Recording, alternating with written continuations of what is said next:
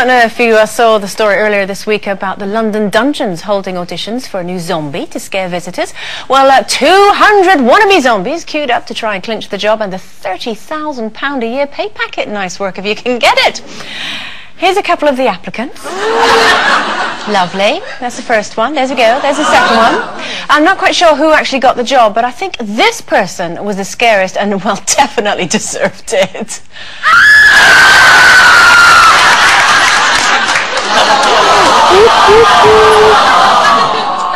It's a joke!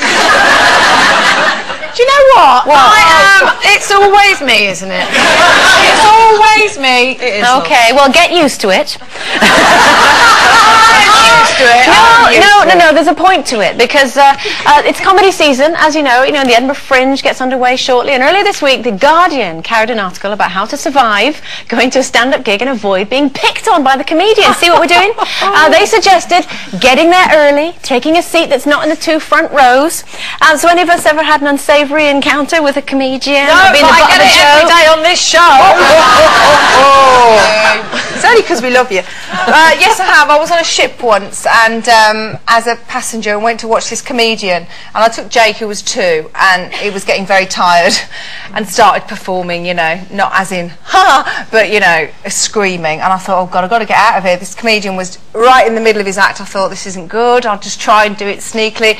Put him in his pram. I didn't see 25 steps up. I thought, oh God. Anyway, so turned round and he caught me, didn't he? Thought it was funny to follow me as I'm trying to manoeuvre the buggy, taking the mickey out. Everybody's laughing. I'm like, and after about 10 minutes of it, I was still trying to get the buggy up the stairs. I just turned round and went, shut up now.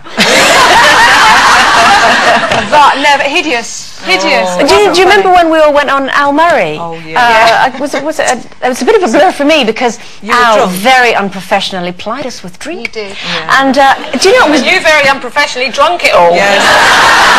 I was merely helping the man out, Carol. Oh, of course you were. But it was such good fun, because we were put kind of in a deliberate front row. We didn't know it was going to be like that when we arrived. We sort of went in and we were waiting to be shown to our seats, and went right there and was going further and further forward, and then we were on the stage.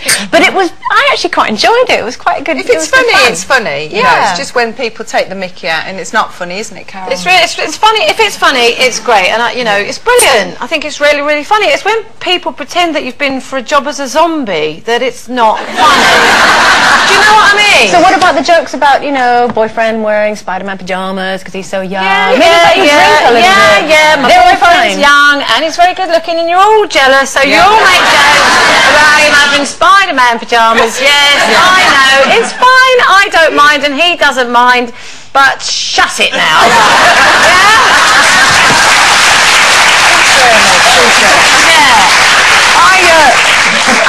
I worked the clubs for about 15 years before the ships, because I went on a ship once or twice as well. So yes, funny enough. Yeah, I used to work on a cruise ship. I don't know if anybody knows that.